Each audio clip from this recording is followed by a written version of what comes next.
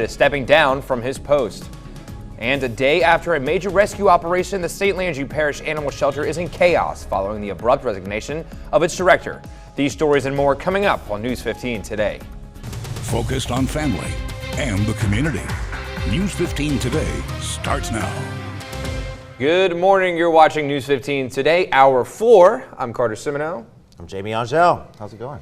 It's Thursday. It's Thursday, finishing up 4 hours of live television, so but feeling good. You're becoming an old pro by now. Yeah, I'm starting to age, starting to look like an old pro. Some big shoes to fill. Yeah, I wonder whose shoes those might have been. I don't know. Remember when Jamie Angel was on the morning show? Remember when I was on the morning show? Yeah, but no, you're doing good work now because, especially with this crazy weather that we kind of looming. It's been busy in the weather department. Let's take a look. Doppler radar showing a significant amount of shower and thunderstorm activity off towards the north. It is a lot less organized than it was earlier this morning. However, a little hiccup there. We are seeing a very strong line of storms pushing through northern parts of Evangeline Parish right now. So if we were in Ville Platte, Mamou, Oberlin, you guys get ready because this is a pretty stout little line. National Weather Service has issued a significant weather advisory for those areas. You can see some strong damaging winds, some hail, and again, a potential for some heavy downpours in the next few hours. So tracking one little cell that's just pushed through Eunice, now pushing through Chautauqua and around Acadiana, seeing mostly just some light activity right now, but do expect that activity to increase as we get throughout the day today. Much of Acadiana under a flash flood watch, those parishes shaded in green until 7 p.m. Saturday. So we're expecting a good bit more of rainfall over the next few days. Wouldn't be surprised if the rest of Acadiana gets included under that. Temperatures across the area still warm this morning in the upper 70s, very abnormally warm for this time of year. Seeing some winds right now at 16 miles per hour in Opelousas, 13 in New Iberia, and some gusts over 20 miles per hour. Today, expect high temperatures in the mid-80s overnight, only dropping down to the low 70s, well above average for the lows. I'll have your full forecast and the details on when we can expect these showers coming up in my full forecast. Thank you, Jamie. Well, a judge has thrown out a lawsuit that's challenging the fix the charter election from December.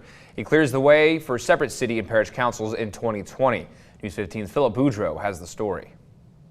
The request to have a second election has been denied by the court. Challenging the charter election boils down to the drawn maps and the textual descriptions of those maps not matching up.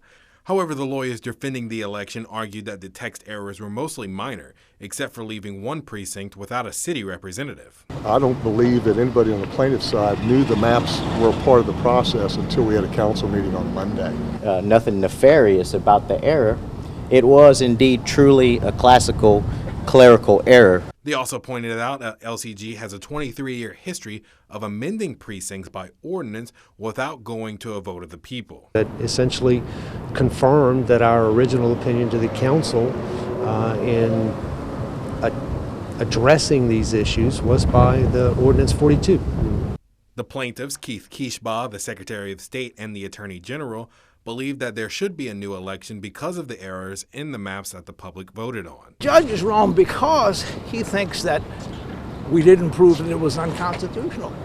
It clearly, absolutely violates the charter, and the charter is the Constitution because that's what the state constitution says. The defense expects there to be a challenge, but for now, and everything is ready to go forward with 5 city districts and 5 parish districts consistent with the maps. In Lafayette, Philip Boudreau, News 15.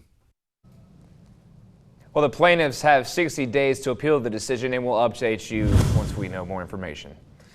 In Vermilion Parish, the school board president, Gene Broussard, has resigned from his position after a heated monthly meeting.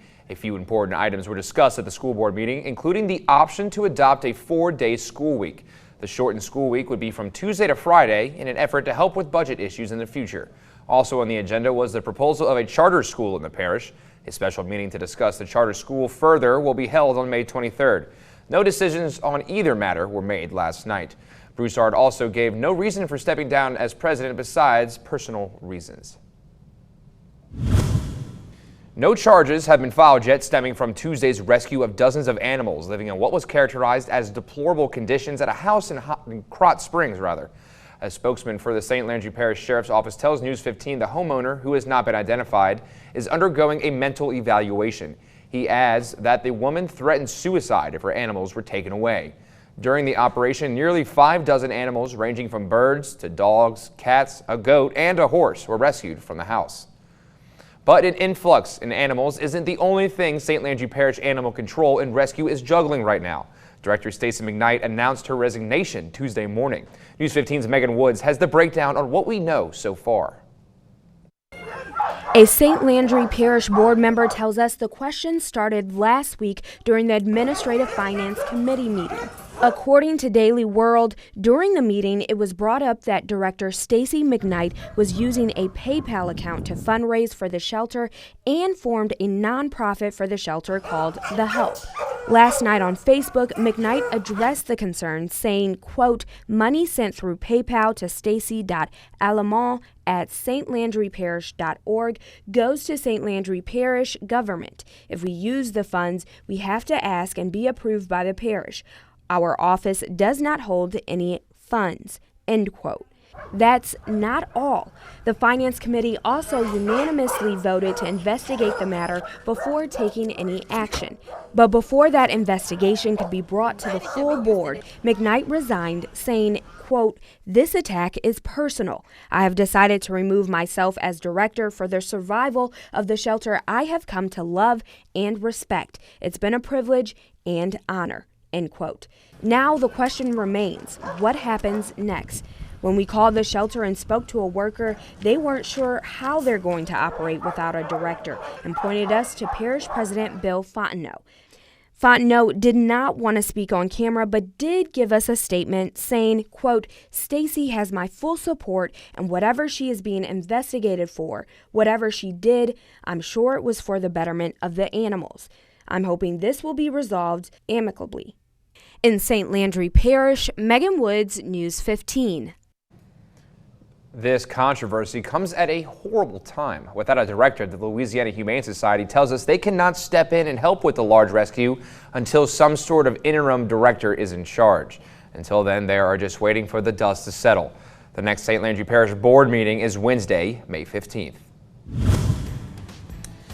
Well, today is going to be another one of those days with showers and storms throughout the day. We are tracking a strong line of storms moving through parts of Acadiana. I'll show you when and where right after the break.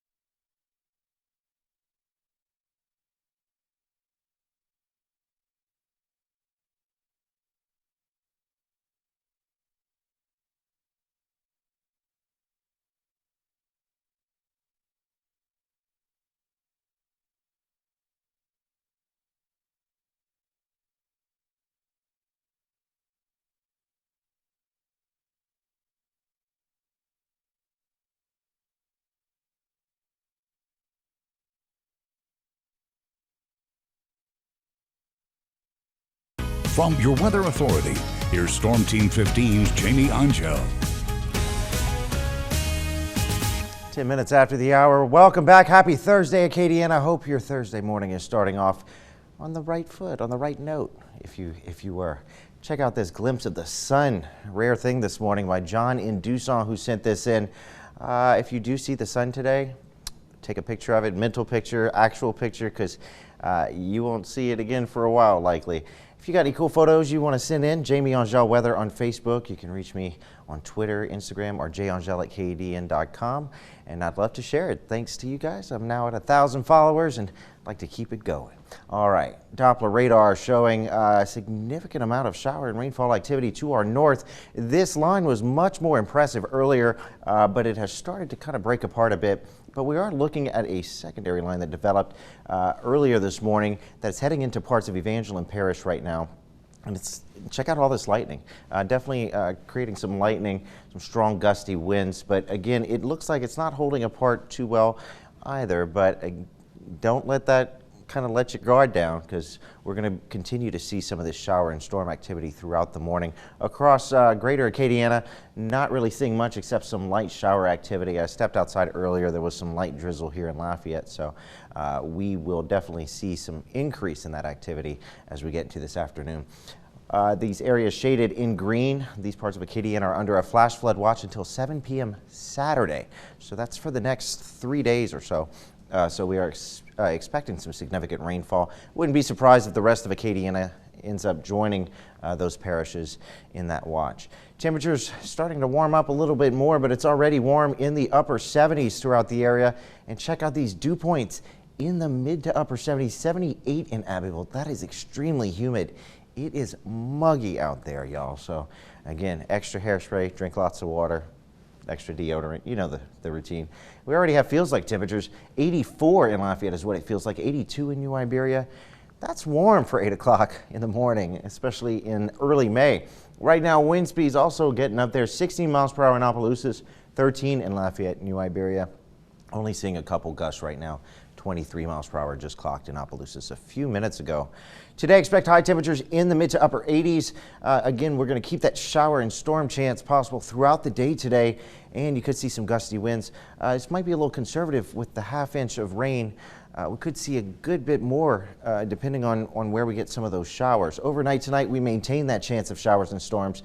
Additional rainfall amounts are possible. Winds will shift to the east at about 10 miles per hour. Tomorrow, again, we maintain that we actually go up a little bit with that chance of showers and thunderstorms. Temperatures in the mid 80s.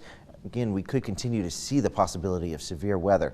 Storm Prediction Center has shifted the area of risk a little bit, but still includes all of Acadiana for a slight risk of severe weather. That could include some damaging winds, an isolated tornado, some large hail, and several inches of rain, which could cause some flash flooding since we're already saturated. High resolution short range model showing that, again, we'll continue with those showers and storms in the morning. And as we get into the afternoon, you'll notice this band start to reform and kind of intensify as it pushes towards Acadiana by this evening. So we'll continue to keep an eye on that and let you know if anything changes. Next 7 days looking like this.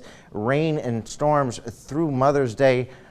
It's looking now like we might clear out a little earlier on Sunday and be okay on Monday, possibly Tuesday as well, but expect that we could see some more of the shower and storm activity coming back into the area by midweek next week.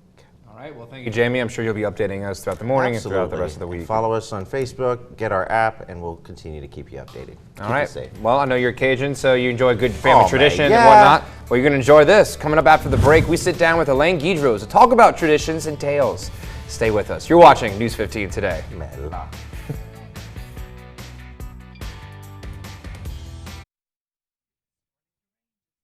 Yeah, hopefully it doesn't be too bad. That's right. All right, yes, this here, you'll be interviewing with Mr. Carter Semino here. All right, so we're going to be back over the class. Yeah. Is your event outdoors? Is your event going to be outdoors? Yeah. Okay. Okay, we're good. I know.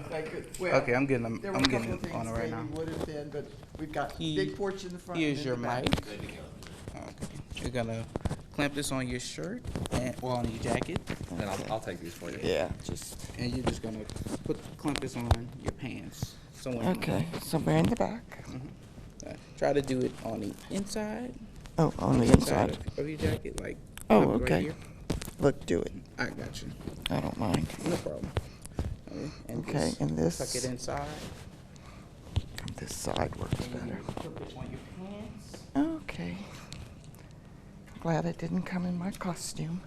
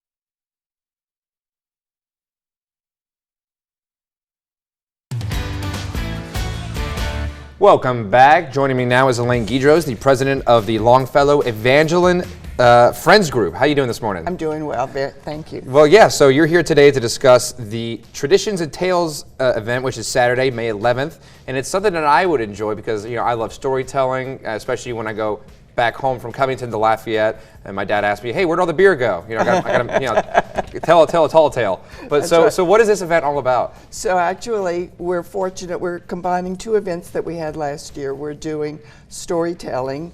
The Bayou Land Storytellers Guild is actually coordinating that. Sherry Broussard's done a phenomenal job. We start at 9 o'clock, and in the morning, every half hour, we've got storytelling going. Not just local people. She's brought some people in from Alexandria, New Orleans. Oh, we're cool. going to have drum playing. We're going to have a choral group from one of the churches. We're going to have students exhibiting their art. And then because we're anticipating rain, we've kind of arranged the schedule a little differently. Normally we would have done our tea a little bit earlier in the morning, but the English have something called 11sies. And so about 11:30, when we would traditionally do games and toys with the children, we're going to have a formal tea with china cups and scones and those types of things. For the boys, if we can, we're going to have them make fishing poles. So they'll have a little activity doing that. And we always have the Maison Olivier, which is our 200-plus-year-old plantation home, available for viewing. But about 3 o'clock in the afternoon, we're going to have interpretive rangers taking guests through there. Well, very cool. So I imagine people get a lot out of this event because storytelling is very primal for us humans. It's the oldest form of communication, really. Yes, it is. And we're going to have some humorous ones, we're going to have some historical ones, and we're going to have a puppet show in the afternoon that the children will really enjoy. So we're trying to get all of the age spans in. And fortunately, these activities will take place indoors because we know it's not going to be the best weather Saturday, but we look forward to having a nice group in attendance. Well, yeah, so what do you personally get out of this and look forward to the most? Well, I volunteer, Right. and actually I'm the one who's doing the tea. Our normal tea person is not able to join us this year, and so I'm going to be making cucumber sandwiches the night before because that's one of those things that you do. But I enjoy just meeting the people. Last year we did our tea on the front porch, and we had visitors who just popped by and it's like, come join us for tea. And you meet people from throughout the world because they're very interested in our French Louisiana culture. Oh, that's really cool. So, you know, you learn a little bit about your culture while also learning about other people's About other at the people's same time. cultures, Well, yes. real quick, where can people find out more information about this? If you want, you can call the site. The number is 337-394-3754. There's also information on our Facebook page. Just look up Longfellow Evangeline. All right. Well, Miss Lane, thank you so much for joining us this morning. Thanks. And have fun this weekend. I will. I I know hope you you will. might be able to visit us. Yeah, hopefully so. Okay. All right. I might tell some tall tales of myself. Oh, I'd love that. Well, coming up after the break, we've got another look at the weather with Jamie. We've got more news, some sports. Check it out. You're watching News 15 today.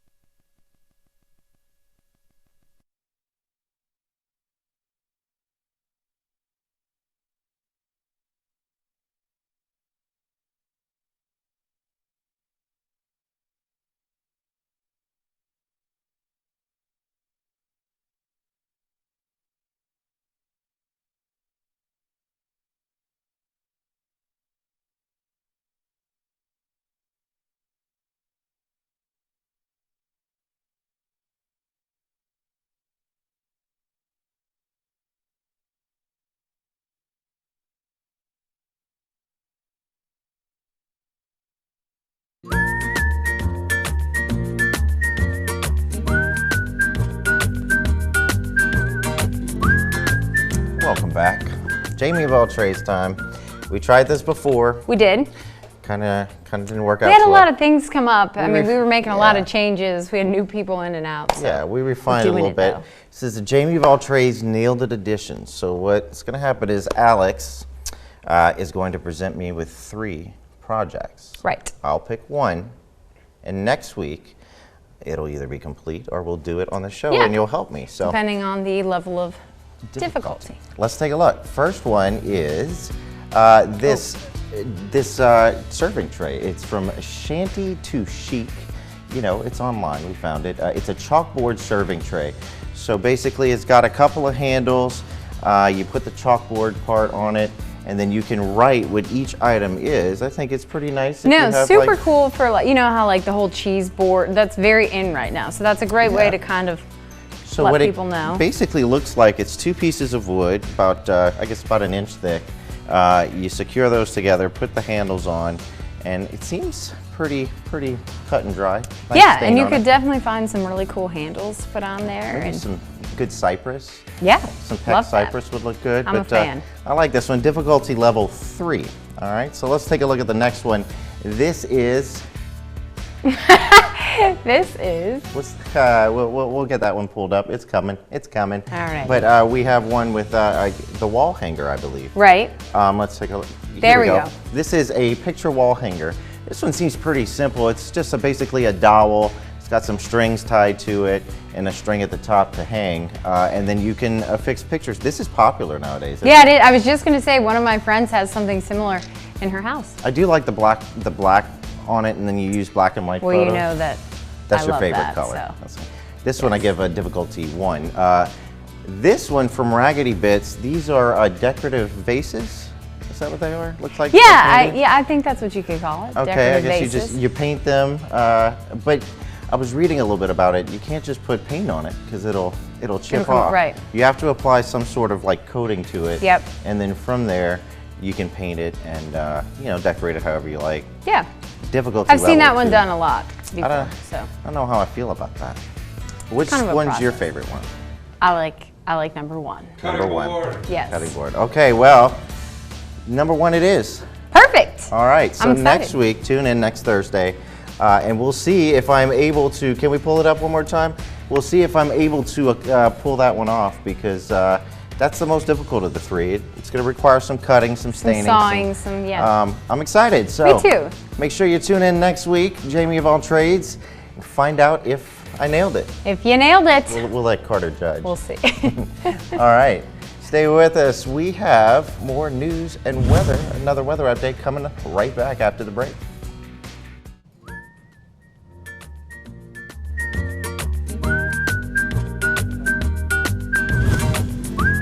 And that's right, coming up after the break, we're checking back in with Aaron Calderera, who's hanging out at the South Louisiana Giving Day. Get your wallets ready. Stay with us. You're watching News 15 today.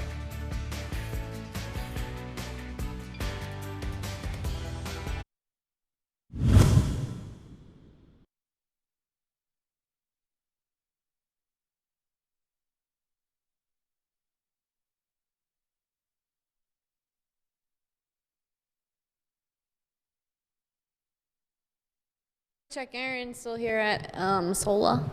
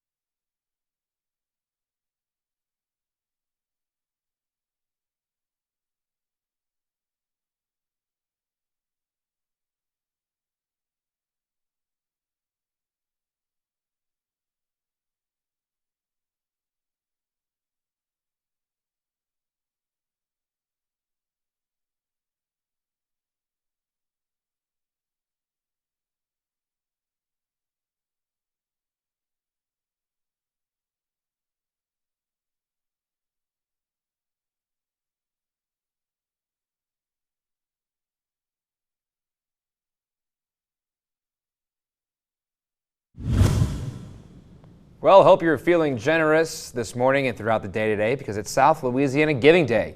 And to help us follow the community-involved Day of Generosity is News 15's Erin Calderera. She's been out there all morning. Erin, what's happening? Good morning, you guys. We're still here, and it's so much fun. I've been watching that ticker go up all morning. It's nerve-wracking, you guys. You got to help out. With me right now, Boys and Girls Club. Okay, this is awesome. Right here in Acadiana, right here in Lafayette. Tell me all the things. Okay, so for Boys and Girls Clubs of Acadiana, we serve 600 to 1,000 kids every day between our 5 locations. And for South Louisiana Giving Day, what we're focusing on is one of our clubs in particular here in Lafayette on Marie Antoinette behind Lafayette Lafayette High. We have a big open space, a great basketball court. We need a roof to go over the basketball court. And so we're using South Louisiana Giving Day as an opportunity to raise funds to make that happen. And do you guys have a personal goal that you're trying to meet? So the $100,000 number has floated around for a long time, and we've received a few quotes. We think that's what it's going to cost. Now, good news for us, we have a $50,000 match. Oh my goodness. Yeah, from the Pinhook Foundation. So we're halfway there. And we've talked to a number of community partners that we think are going to pitch in as well.